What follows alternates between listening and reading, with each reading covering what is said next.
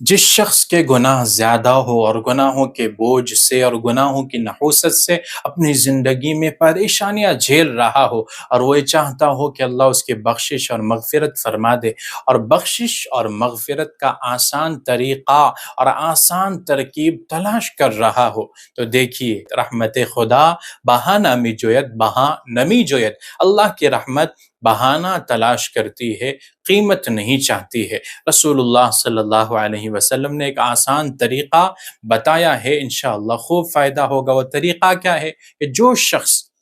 فرض نماز کے بعد مسجد میں اپنی اسی جگہ بیٹھا رہے جس جگہ پر اس نے فرض نماز ادا کیا تھا، اور اس کی وضو بھی باقی رہے، باوضو رہے، اور نماز کے انتظار میں بیٹھا رہے، مسجد سے باہر نہ نکلے، تو جب تک اپنی اسی جگہ پر نماز کے انتظار میں بیٹھا رہے گا، اس کے لیے دو فائدے حاصل ہوگے۔ پہلا فائدہ یہ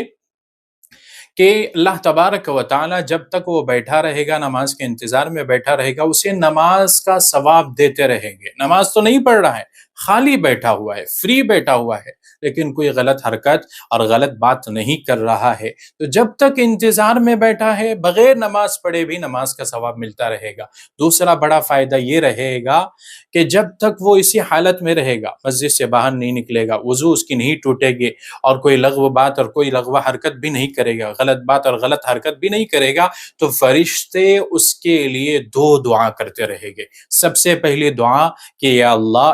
اس کی مغفرت فرما، یعنی مغفرت کی بخشش کی دعا کرتے رہیں گے۔ دوسری دعا یہ کرتے رہیں گے کہ یا اللہ اس پر رحم فرما، اس پر رحمت نازل فرما۔ تو یہ دو فائدے، دو دعائیں، فرشتوں کی دعائیں، فرشتوں کی دعا کی قبولیت کی بڑی امید ہوتی ہے، فرشتوں کی دعا قبول ہو جاتی ہے، تو فرشتے اس کے لیے مغفرت کے اور رحمت کے اور رحم کی دعا کرتے رہیں گے۔ یہ دو فائدے حاصل ہوگے، بڑے فائدے ہیں، لہٰذا ہمیں چاہیے کہ یہ طریقہ اپنائیں اور یہ فائدے حاصل کرے۔ اللہ تبارک و تعالی ہمیں سمجھ عطا فرمائے۔